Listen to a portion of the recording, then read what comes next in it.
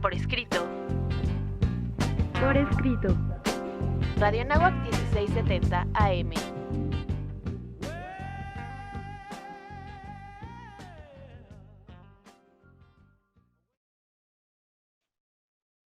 Eleva tus sentidos, bienvenidos a un programa más en Por Escrito. El día de hoy nos acompaña. ¿Qué tal? Sean súper bienvenidos. Mi nombre es Cecilia Durán Mena. Seguimos atrapando lectores para nunca dejarlos ir. ¿Cómo están? Un verdadero gusto saludarles como siempre. Yo soy Raúl Sanz. Un servidor, Juan Carlos Padilla. El día de hoy tenemos una invitada muy especial que además está en tierras lejanas. Bienvenida, Celeste. Hola, muchas gracias. Mi nombre es Celeste, soy comunicadora y periodista de La Pampa, Argentina. Y bueno, tengo un programa cultural que me gustaría en algún momento también compartir un poco con ustedes. Muy bien, mi estimado Raúl, redes sociales, por favor. Desde luego, como siempre los invitamos, síganos a través de todas nuestras redes sociales, nos encuentran en Facebook, Revista Por Escrito, en Twitter, @Por Escrito, Instagram, @Revista Por Escrito, escúchenos a través de Spotify, véanos y escúchenos en nuestros canales de YouTube y les hacemos la invitación, como siempre, para que nos sigan a través del 1670 de AM Radio Anáhuac y todos los miércoles salimos con una nueva emisión a las 9 de la noche a través de Código Libre. Síganos, por favor.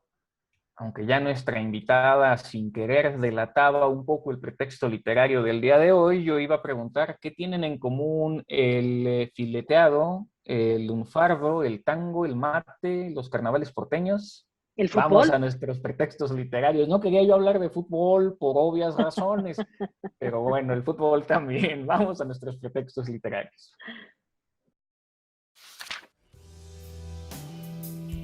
Pretextos literarios.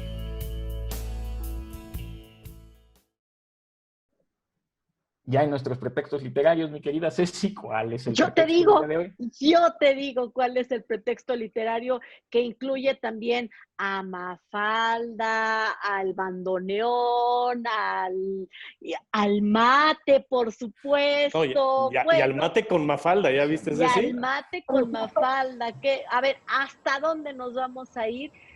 Bueno, a este país que ha dado tantas figuras, a este país que tiene fútbol, tiene literatura, tiene un papa, que es el papa reinante en este momento.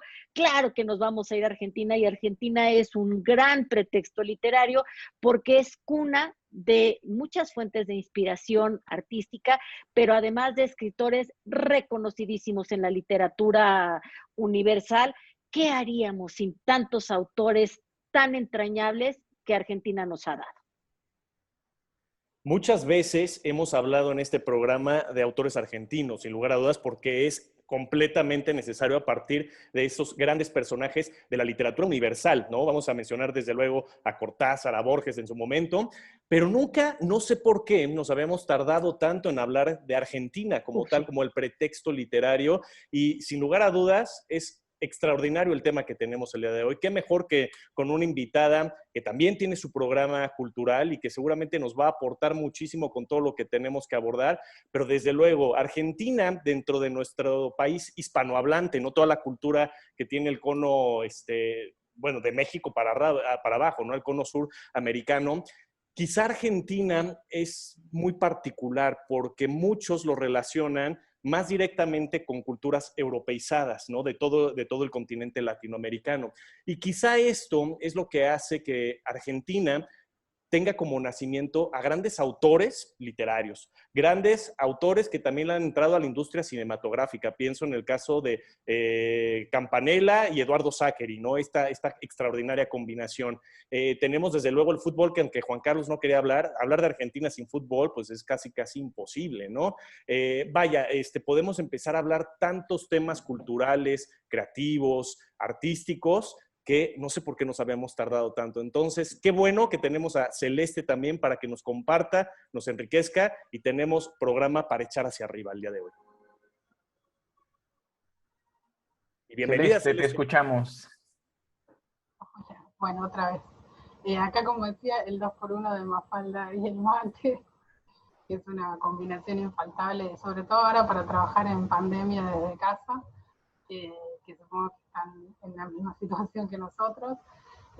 Bueno, yo como les comentaba, tengo un programa cultural en el que abordamos desde la literatura, la poesía, con autores pampeanos y con autores de los diferentes pueblos de la provincia y de la Argentina.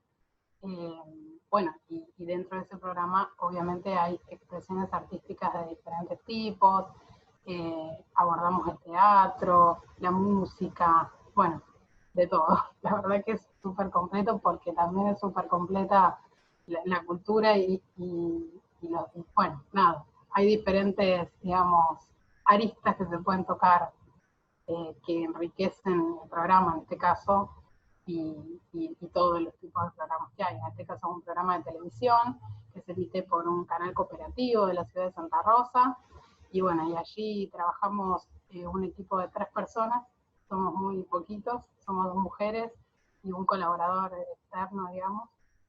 En realidad hacemos la mayoría de las cosas mi compañera y yo. Y bueno, nada, las mujeres empoderadas también, trabajando juntas en este proyecto que la verdad en el que hacemos producción, hablábamos con Inés, su productora, hacemos cámara, filmamos las entrevistas y las imágenes que lleva acompañando el relato, y hacemos la edición completamente del programa, así que la verdad que es una experiencia enorme para nosotras, que somos solo 2, y bueno, nada, pudimos hacerlo después de haber cursado varios años de nuestra carrera de comunicación social en La Pampa, y la verdad que nos enriquece mucho conocer gente que a la vez nos conecta con otra gente. Eso es lo loco de por ahí entrevistar a un artista que nos dice, sí, pero en mi muestra había un escritor que leía poesía, y entonces nos contactamos con el escritor, y me dice, sí, pero también había un músico que estaba con su guitarra, entonces son como esas situaciones que la verdad enriquecen mucho el programa y nos conectan todo el tiempo. Muy bien, y además algo que le envidio realmente a Argentina es todo el tema de las editoriales.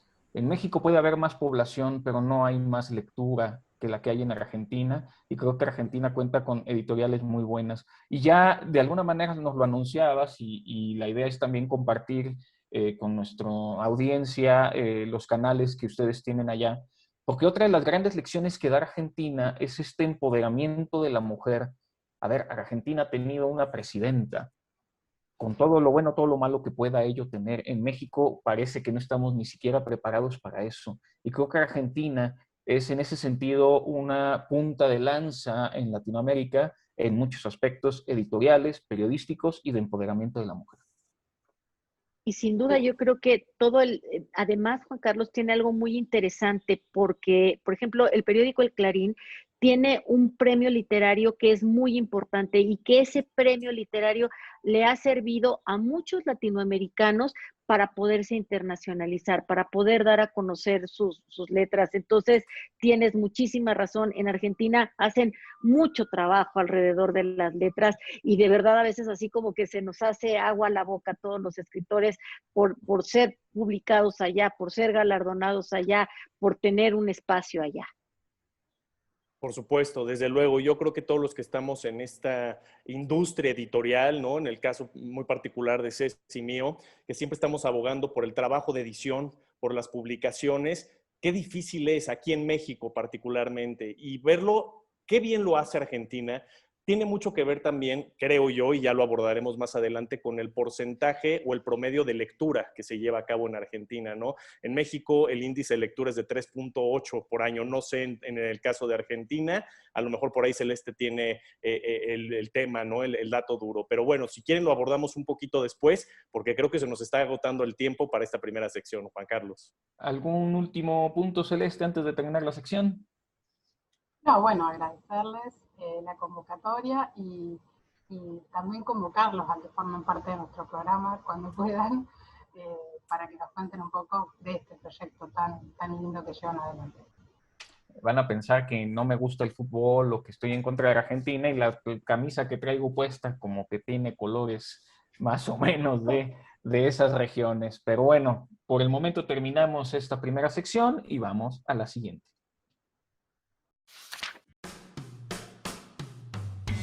Autor desconocido.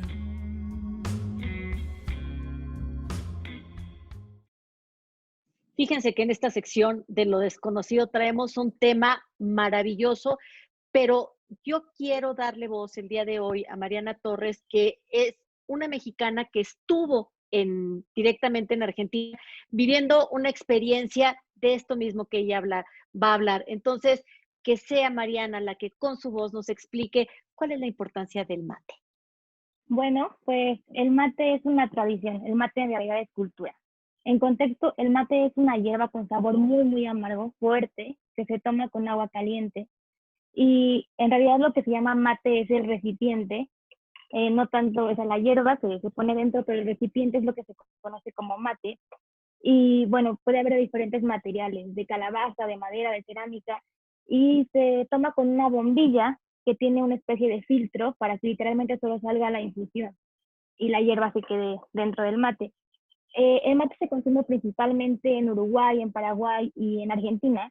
Y en las provincias argentinas, por la cercanía con el campo, suele ser muchísimo mayor la ingesta de mate. Y esa es la experiencia que yo personalmente tuve. Según datos que investigué, el consumo del mate está extendido por toda Argentina y su ingesta es cotidiana porque un estudio representa que el mate tiene presencia en el 98% de las casas argentinas. Es un montón. La primera vez que yo tuve un mate enfrente, me ofrecieron, yo dije, quiero poquito, porque yo no sabía que no era como servirte un té. En realidad el mate es compartir, en el sentido de que cuando vas a tomar mate con gente, se sirve solamente un mate para todos, y entonces se logra tener este momento de compañerismo, este momento de acompañamiento, porque digamos que el mate se llena de hierba, se le pone un poco de agua, lo que pudiera equivaler, no sé, a 3 sorbos, y entonces cuando termina tu turno de tomar tus 3 sorbos, vuelves a poner agua caliente en el mate y lo pasas a la siguiente persona, y se hace una especie de ronda de mate. Esto es muy interesante y la verdad muy bonito. Y bueno, esto yo no lo sabía, apenas lo supe ayer gracias a mi amigo Nacim, que es argentino, que existe una tradición de tomarle una foto a tu hija o hijo de la primera vez que toma mate, ya que al ser tan amargo el sabor, la primera vez que un niño o niña toma del mate, hace una cara seguramente muy extraña, y entonces se le toma una foto, y es una tradición tener la foto de la primera vez que tomaste mate. Se me hace muy lindo también eso. Y bueno, en realidad no hay un horario para tomar mate. Yo creo que el mate se toma en todo momento, en toda ocasión. Algo también muy interesante es que encuentras agua caliente para el mate en todos lados, en las tiendas, en los kioscos, en las gasolineras, en las rutas, en lo que es la carretera, encuentras las tiendas de autoservicio con expendios de agua caliente, y también encuentras incluso mate y termo y hierba, todo descartable. Entonces es como, aparte de ser una industria gigantesca, por supuesto, pero es toda una cultura, es todo algo increíble, es impresionante ver la forma de tomar mate. Yo creo que para los argentinos debe ser como, ¿por qué le impresiona tanto a una mexicana? Pero yo creo que ver que algo une tanto a una sociedad siempre es lindo y siempre es algo admirable, ¿no? Incluso, por ejemplo, salir con amigos en la tarde, en la noche, vamos a tomarnos unos mates, no sé, en la laguna, en la plaza, afuera de la universidad, tomarte unos mates, incluso, no sé, en la primera cita puede ser, conozcámonos tomándonos unos mates, o sea, es algo realmente impresionante. Y bueno, a partir del mate salen un montón de conversaciones, porque tomar mate no es solo ingerir la bebida, ¿no? Es toda una, pues sí, toda una conversación, aprendizaje, palabras, historias. Entonces es muy bonito. Yo tengo que decir que igual voy a romper algunos corazones. Para mí el mate no me gusta. El mate es muy amargo, con azúcar puedo llegar a tomarlo. El que sí me gusta es el tereré. El tereré se toma en verano o cuando hace calor, que igual es un vaso con jugo, con muchos hielos, y bueno, es más bien, es la hierba con mucho hielo, le pones un poco de jugo y entonces sabe delicioso así el tereré, lo recomiendo muchísimo para el calor. Y bueno, algo que me dejó pensando mucho y que es como muy importante es que con el COVID, la tradición de compartir mate, ya que se toma de una misma bombilla, la gente la va pasando, pues se ha pues, interrumpido un poco, ya cada quien tiene que tener su propio mate con su propia bombilla, y eso, pues de alguna manera, pues hizo la tradición un poco diferente, y lo único que se espera es que todo pueda mejorar, porque la tradición del mate es importantísima, porque en conclusión el mate es un compañero y es una excusa lindísima para compartir. Autor desconocido.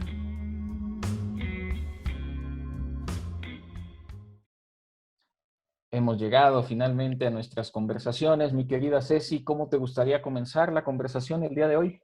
Fíjate que a mí me gustaría comenzar la conversación con un tono argentino. Me gustaría poder hablar como ellos porque cantan tan lindo y hablan tan bonito y pensar, por ejemplo, en autores como Astor Piazzolla, porque cualquiera diría, Cecilia, por favor, no te confundas, eso es tango. El tango es poesía y qué barbaridad, o sea, cuando tú puedes hacer esas mezclas, cuando te puedes imaginar las notas del bandoneón, igual que el aroma de un buen tinto, igual que, entonces entiendes por qué las musas se convocan tanto en aquella región de verdad, en donde ha sido muy, muy prolija. Pero hay algo que a mí me gustaría hacer notar, cómo todos los autores argentinos han tenido el coraje y el compromiso con sus letras, porque si en algún lugar se ha sufrido de censura por los regímenes, y no quiero entrar a la cuestión política, pero por los regímenes que ellos han pasado, sobre todo el régimen militar, Dios de mi vida, los argentinos tuvieron que emigrar y tuvieron que venir a México y se tuvieron que ir a España y tuvieron que salir para poder ejercer como escritores. Tuve la fortuna de conocer muy cerca a Mario Pauletti, una de estas personas que sale expulsada y que se va a vivir a Toledo y se queda como director de la Fundación Ortega y Gasset, y entonces él cuenta todo lo que tuvieron que padecer para poderse dedicar a ser escritores. Entonces, vamos, si tenemos un tema enorme y de muchísimo respeto a la nación argentina. Desde luego. Y bueno, hace rato, al inicio de nuestro programa en Pretextos, pues solamente me dejó Juan Carlos ahí con un comentario en el aire, ¿no? Cuando dijo que la gente va a pensar que no le gusta el fútbol. Aquí le tengo que decir a la gente que Juan Carlos le va al Cruz Azul, entonces no le gusta el fútbol, No. obviamente, ¿no? Queda clarísimo que no. Pero bueno, dicho ese paréntesis, que quería comentarlo, a mí me gustaría iniciar, desde luego, con uno de los primeros, probablemente mejor el primer autor que yo leí argentino, desde luego es Julio Cortázar. Y estoy hablando del libro de Rayuela, ¿no? Yo sé que es el estandarte, no es por supuesto que toda la obra de Cortázar es gigantesca, un gran cuentista además, ¿no? Sin lugar a dudas, pero para mí Rayuela siempre va a tener un lugar muy importante. No es la primera vez que lo menciono en este programa. Dejó huella en mí ese libro, es esencia de mi escritura también, porque yo por primera vez ahí descubrí lo que yo denomino como el primer libro dinámico que existió. A pesar de que estamos hablando de la década de los 60, esa manera de escribir y que Cortázar como autor involucra al lector. Te voy a decir las formas en que puedes leer mi libro. Más allá de la increíble historia que es, ¿sí? La narrativa extraordinaria, el dinamismo, ¿no? Y eso me llevó a mí más adelante en mi maestría a hacer una tesis justamente dedicada o enfocada al dinamismo de los libros, más aplicada hoy en día a la tecnología digital. Pero mi base, mi sustento, el autor en el que yo puse todas estas ideas, en el que me sostuve, fue Julio Cortázar. Y para mí, además de ser miembro del boom latinoamericano, de todo lo que nos ha dejado como legado en la literatura, siempre va a ser un libro muy especial y Cortázar para mí también está en un pedestal. ¿O tú qué opinas, mi estimada Celeste? Sí, claramente. Tenemos la suerte de esos grandes escritores argentinos que recorren el mundo y que son sin duda íconos de referencia a nuestro país. Exactamente, como vos lo dijiste.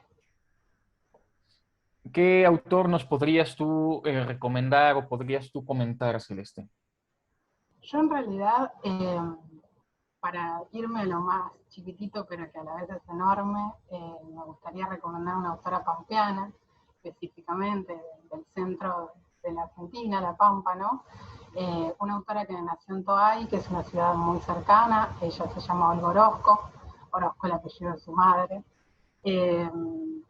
Bueno, es una autora que vivió los primeros 8 años de su vida en Toay, y luego se fue a vivir a Bahía Blanca, que pertenece a la provincia de Buenos Aires, y luego a Buenos Aires a estudiar letras, por supuesto, filosofía, bueno, determinadas carreras. Lo que me apasiona un poco, por decirlo así, de ella, no es solamente su poesía y su escritura, es lo ecléctica, digamos. Ella de chica aprendió el tarot, siempre hay como una mística sobre sus escritos. También, bueno, yo recomendé ahí, dejé un poema, después les puedo recomendar otros, atravesados por una situación muy común que nos parece a todos, que es el tema de los gatos. Ella le escribe a un gato que rescató, y a la vez habla en su poesía de ese intercambio con el animal, digamos, en el que él le dice qué escribir, según palabras de ella, ¿no? Es como muy amplio el panorama que puedo comentarles de ella en ese sentido, en el sentido de que escribió para importantes periódicos de Argentina, siempre con seudónimo, en la mayoría de los casos con seudónimos masculinos, para escribir sobre determinados temas como política, que tal vez en ese momento no se esperaba que una mujer firme o escriba sobre esos temas.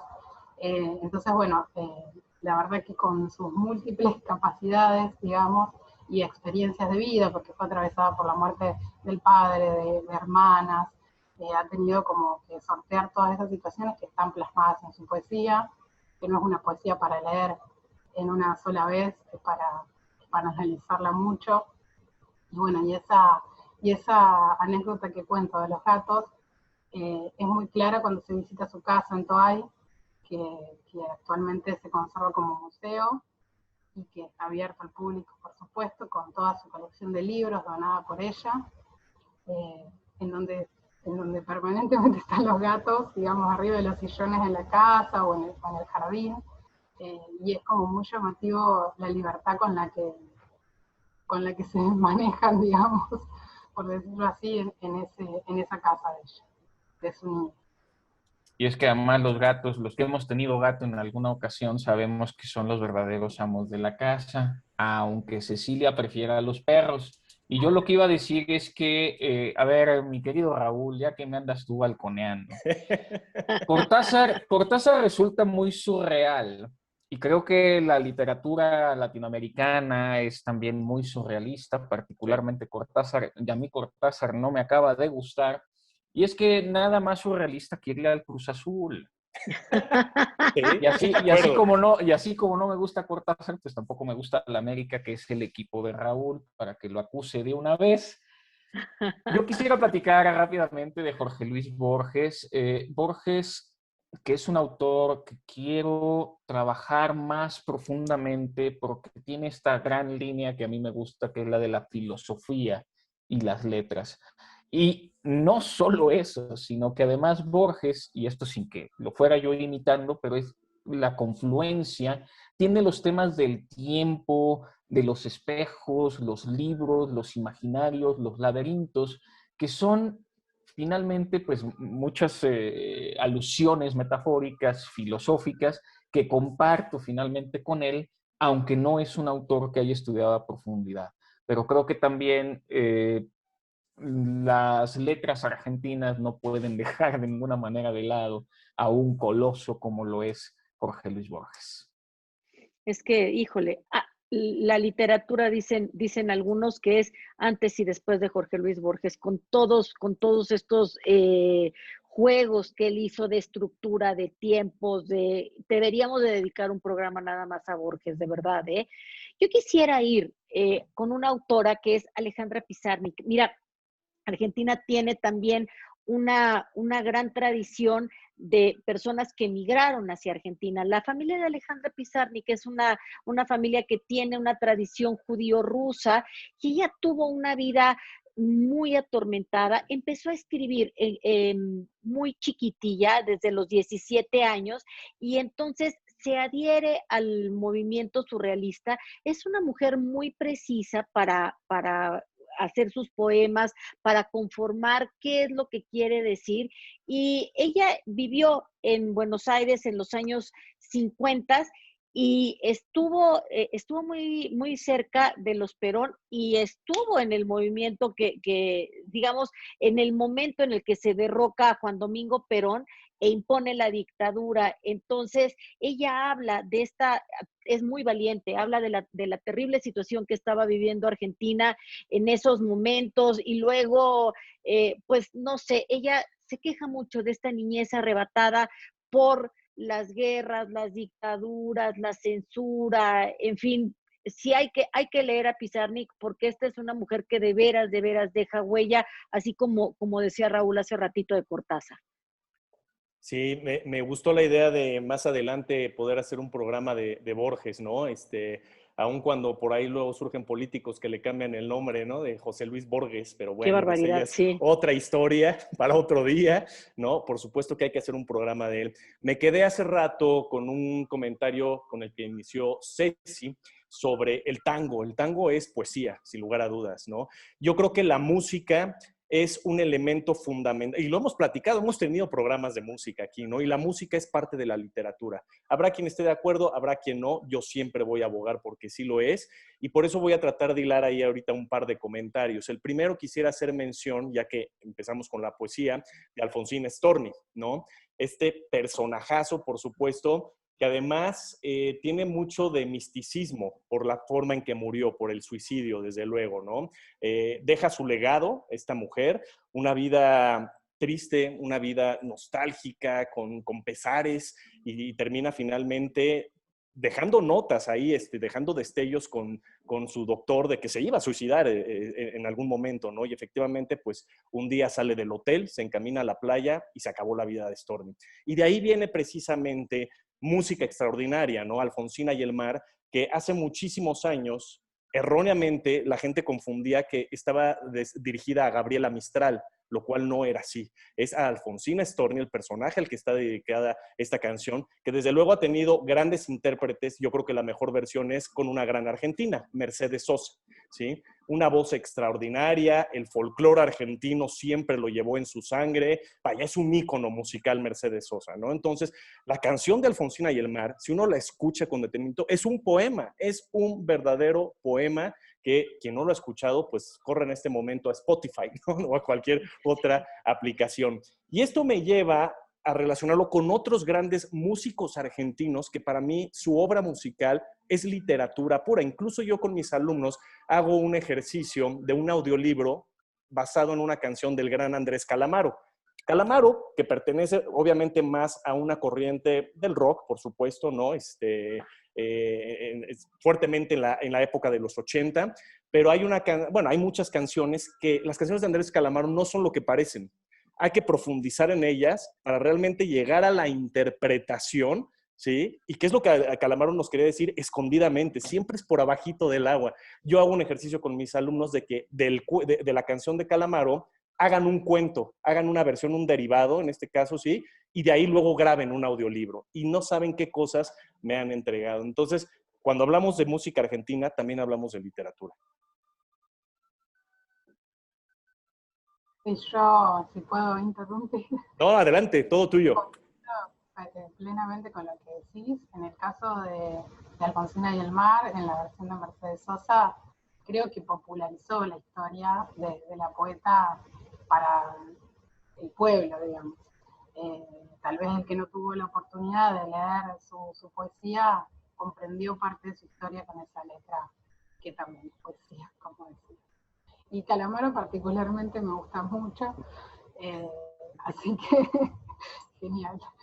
Sí, también es cierto que ha sido un referente en la época, en otro género, por supuesto, pero es muy interesante lo que hace con tus alumnos.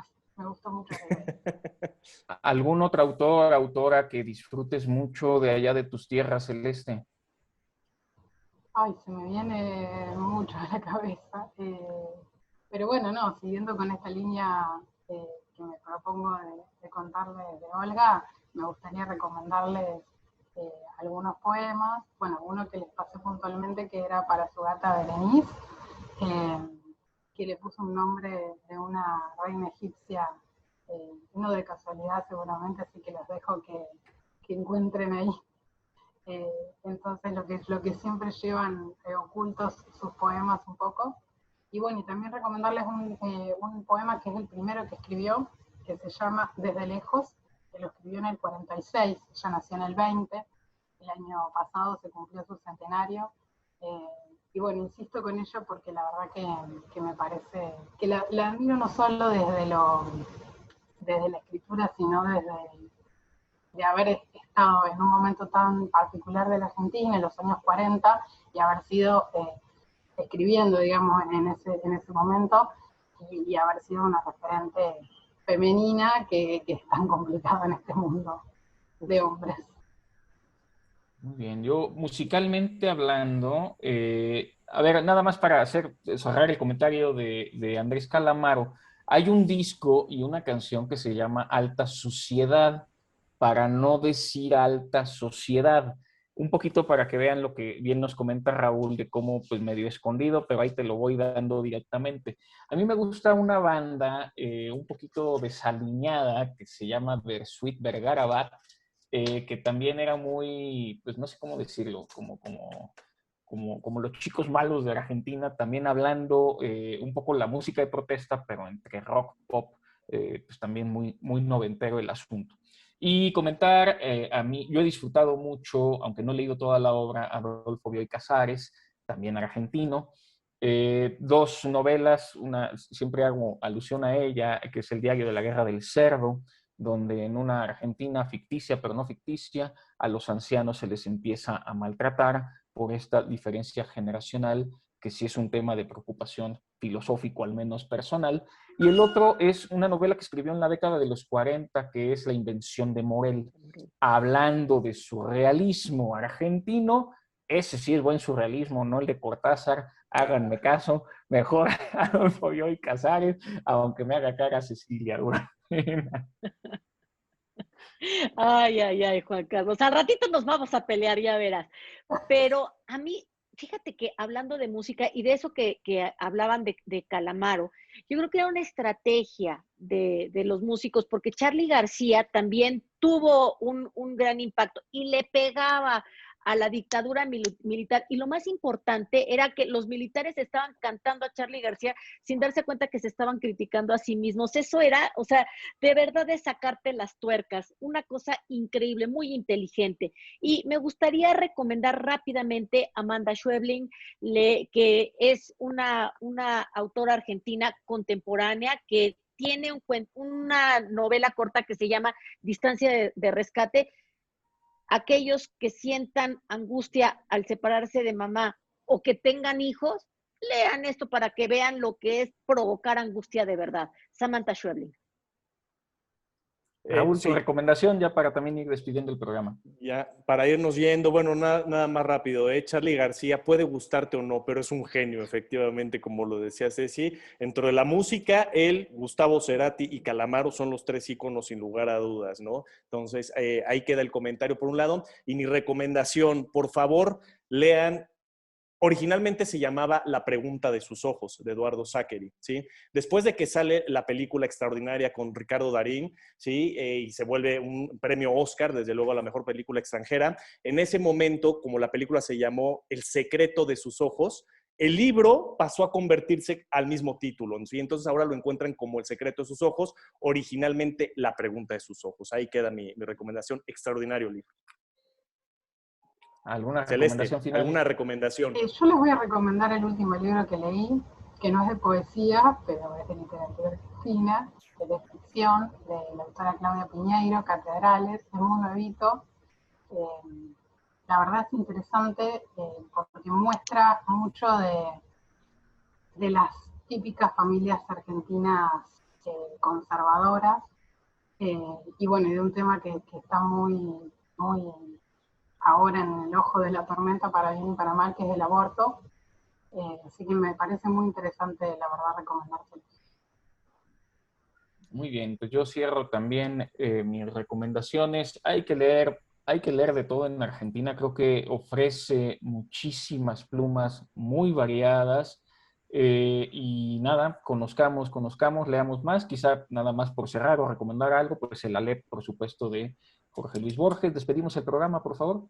Muchas gracias por acompañarnos. Agradezco también a Viviana Topete y a todas las personas que nos ayudaron a hacer el guión. Agradezco a Mariana Torres que se quedó con la sección de lo desconocido el día de hoy. Síganos, seguimos atrapando lectores para nunca dejarlos ir. Como siempre, un gusto haber estado con ustedes. Yo soy Raúl Sanz y recuerden que todos los miércoles salimos con una nueva emisión a las 9 de la noche en Código Libre. Nos vemos y escuchamos la siguiente semana. Celeste. Bueno, muchas gracias por la invitación, por el amor que tienen por mi país. Yo también quiero mucho el suyo, tengo muchos amigos allá. Y bueno, y cuando pueda, cuando toda esta situación lo permite, nos veremos personalmente. Muchas gracias, claro que sí. Un servidor, Juan Carlos Padilla, se despide, no sin antes agradecer a Inés Rendón, Brandon Hurley, Mariana Torres, Julia Prieto y Valeria Martínez, que hicieron posible este programa. Nos vemos y escuchamos la próxima semana.